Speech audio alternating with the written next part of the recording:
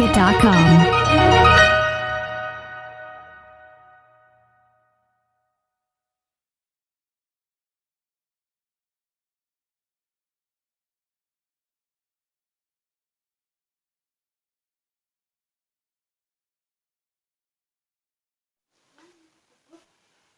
Assalamualaikum warahmatullahi wabarakatuh.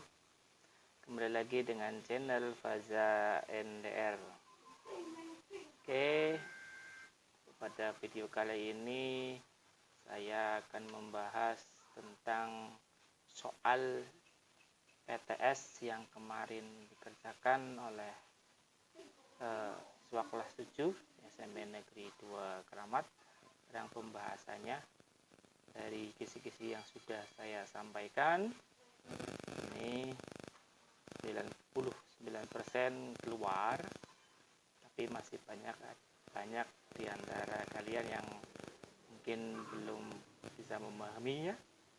Nah, untuk lebih tahu lagi, lebih paham lagi isi dari pembahasan untuk soal penilaian tengah semester, silakan disimak. Silakan yang belum subscribe, silakan subscribe terlebih dahulu, dan jangan lupa bunyikan lonceng notifikasinya supaya bisa mendapatkan pemberitahuan jika ada uploadan terbaru dari channel Faza NDR. Oke, kita mulai dari nomor 1. Seseorang peneliti melakukan pengamatan bakteri menggunakan mikroskop. Objek IPA yang diamati peneliti termasuk objek. Ingat, objek itu ada dua macam, objek biotik dan abiotik.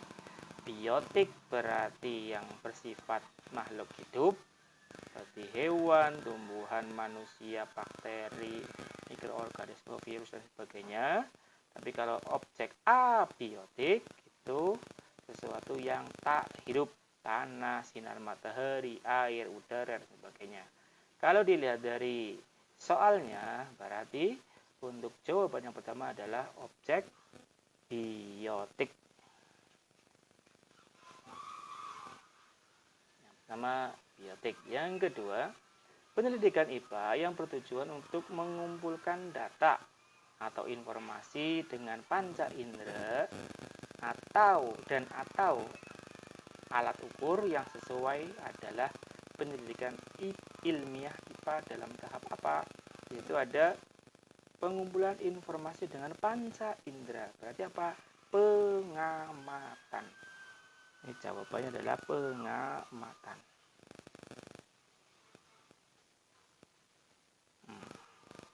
Kemudian dengan menggunakan meteran. Yang ketiga, dengan menggunakan meteran, Andi mengumpulkan data panjang kayu yang akan digunakan untuk membuat daun pintu. Kegiatan yang dilakukan Andi termasuk penyelidikan ilmiah pada tahap apa? Tahapan apa di situ? Di situ ada kata-kata mengumpulkan data dengan meteran. Berarti apa? Mengukur. Jadi jawabannya adalah pengukuran. Atau juga bisa pengamatan. Nah, ini jawaban nomor 3. Kemudian yang keempat, setelah diperam selama 3 hari, Ani mencoba mencicipi tapai ketan buatannya. Mencicipi. Ternyata Ani merasakan tapainya belum manis. Di situ ada kata apa? Manis. Kemudian jenis pengamatan yang dilakukan oleh Ani menggunakan indera apa? Nah, indera kan ada 5. Ada pengecap, ada mendengar, dan seterusnya. Nah, itu ada kata-kata manis, berarti apa? Berarti indera perasa. Atau lidah juga bisa.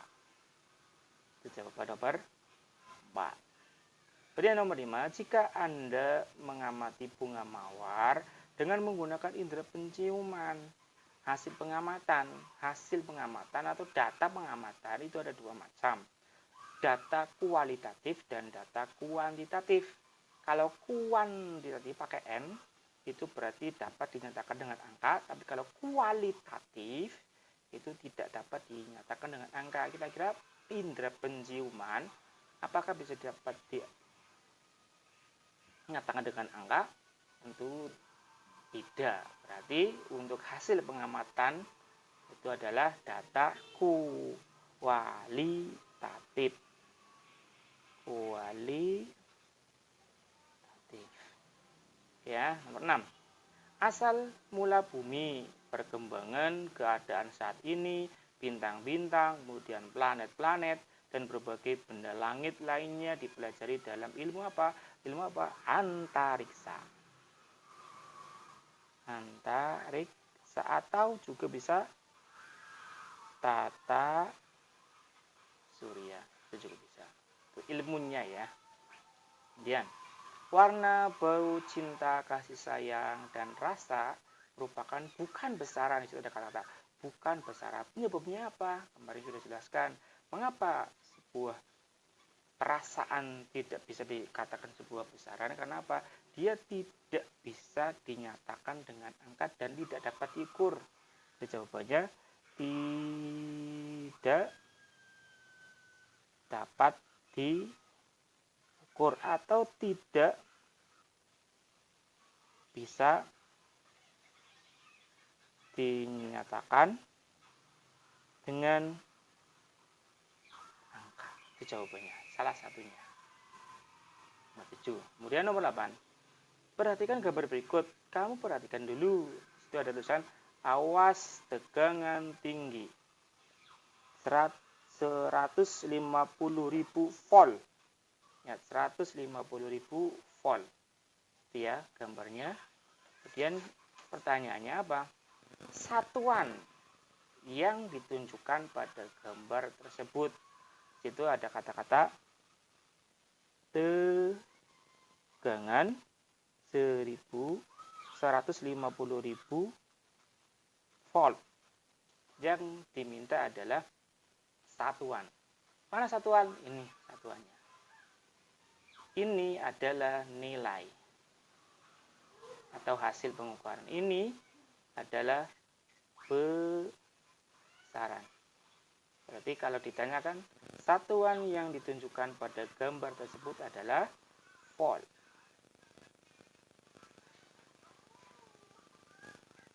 Nah, itu. Nomor 9. Diameter satu lingkaran sebesar 30 cm. Berdasarkan pernyataan tersebut, diameter menyatakan besaran apa? Ada dua pilihan jawaban. Kalian bisa memilih salah satu. Diameter adalah besaran panjang. Atau kalian bisa juga menyebutkan besaran pokok. Karena pokok termasuk juga besaran panjang. Ini salah satunya saja bisa dibetulkan. Kemudian nomor 10.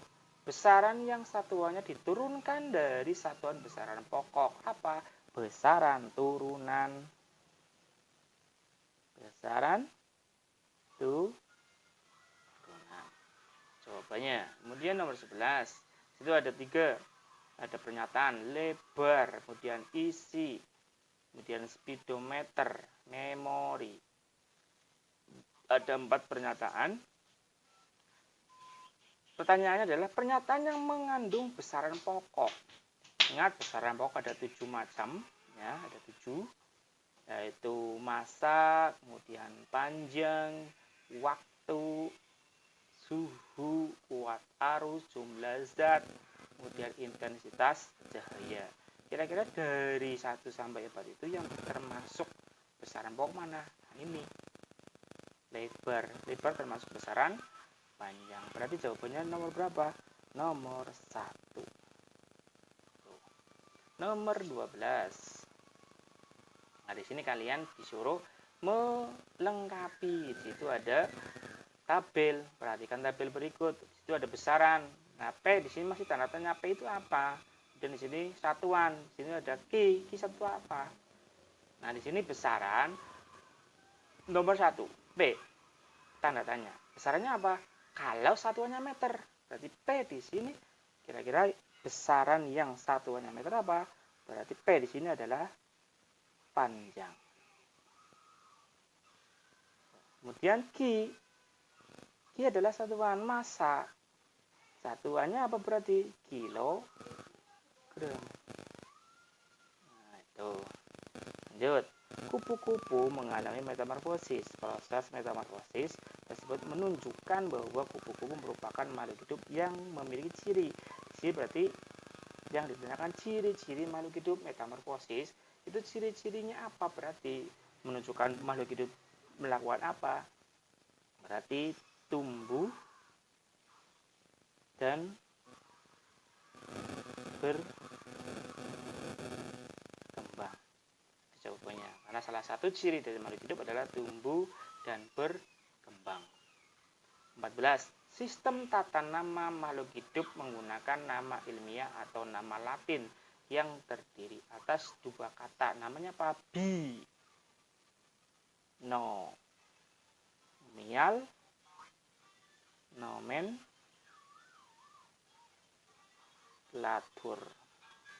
Binomial nomenklatur.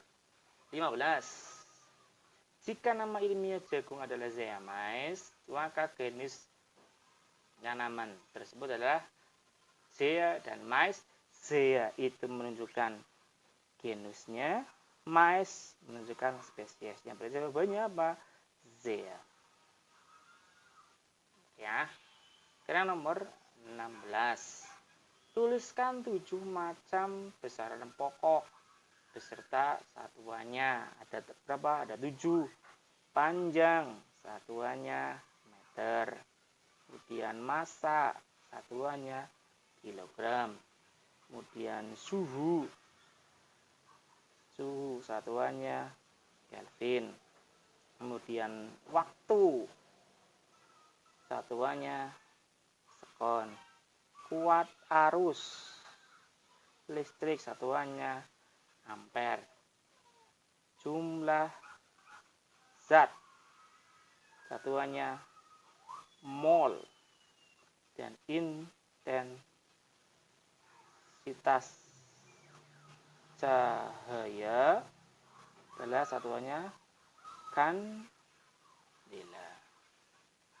Berikutnya, tuliskan contoh alat ukur besaran pokok yang digunakan adalah alat ukurnya. Panjang. Untuk mengukur panjang apa? Meteran. Massa, neraca.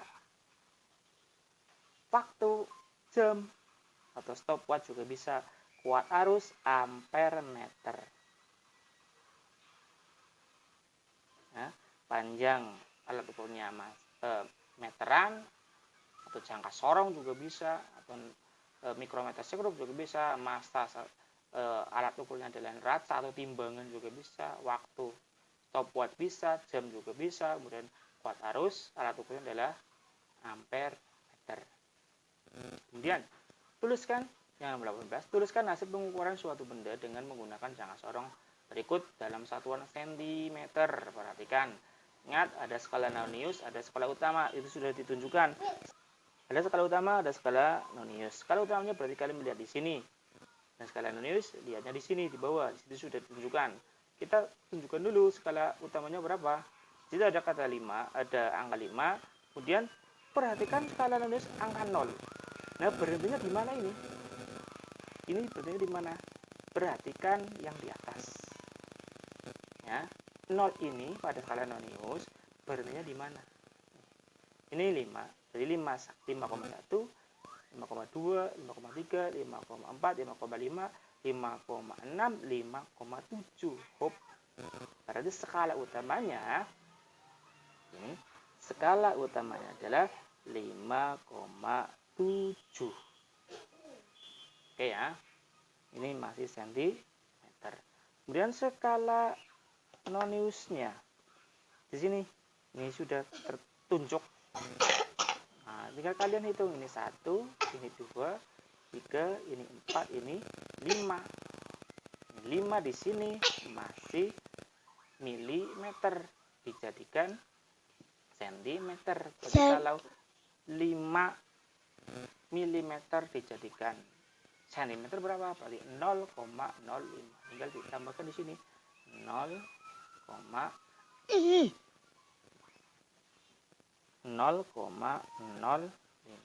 cm. Tinggal jumlah 5, kemudian 7,5. Ini jawabannya. 5,75 cm. Oke ya. Terus nomor 8. Tuliskan 8 ciri makhluk hidup. Misalnya sebutkan saja kalau tulis agak panjang. Yang pertama, bergerak. Itu ciri makhluk hidup. Yang namanya ciri makhluk hidup, yang namanya makhluk hidup itu kan ada 3 macam. Ada 2 lah. Hewan dan tumbuhan. Manusia termasuk hewan. Nah, ciri itu harus melingkupi semuanya, baik tumbuhan juga hewan. Yang pertama adalah bergerak. Hewan bergerak, tumbuhan juga bergerak. Nanti materi itu akan kalian bahas pada kelas 8. Itu nanti ada gerak pada tumbuhan. Gerak, kemudian membutuhkan nutrisi, kemudian bernapas, kemudian iritabilitas atau peka terhadap rangsang. Yang kelima adalah adaptasi. Yang keenam mengeluarkan zat sisa. Kemudian yang ketujuh adalah tumbuh dan berkembang, dan yang ke-8 adalah reproduksi atau berkembang biak. Itu ciri-ciri dari makhluk hidup. Kemudian berikutnya yang terakhir, tuliskan 4 nama Latin dari spesies makhluk hidup. Kemudian tentukan genus dan spesiesnya. Nah, ini ada satu ini di sini, Zea mais. Kalian tulis saja. Zea mais, Zea genus, mais spesies. Kemudian Oryza sativa. Oryza menunjukkan genus, kemudian sativa menunjukkan spesies. Contoh yang lain, Mangifera indica. Mangifera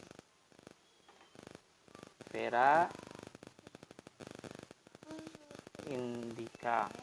Mangifera menunjukkan genus, indica menunjukkan spesies. Satu lagi, misalkan Homo, ini kecil ya, Homo sapiens. Homo genusnya, sapiens spesiesnya. Ini Zea mais jagung, Oryza sativa padi, Mangifera indica mangga, Homo sapiens manusia. Ini ditentukan genusnya mana, spesiesnya mana. Itu ya. Ini sesuai dengan kisi-kisi yang sudah saya bahas pada pertemuan berikutnya, pada video yang sudah lalu. Nah, ini sekarang saya bahas untuk soalnya. Demikian, silakan nanti kalian kira-kira betul atau salah jawabannya, dan bisa kalian mengira-ngira kira-kira kalian mendapatkan nilai berapa. Mudah-mudahan bermanfaat pada video kali ini. Saya akhiri. Yang lebihnya mohon maaf. Assalamualaikum warahmatullahi wabarakatuh.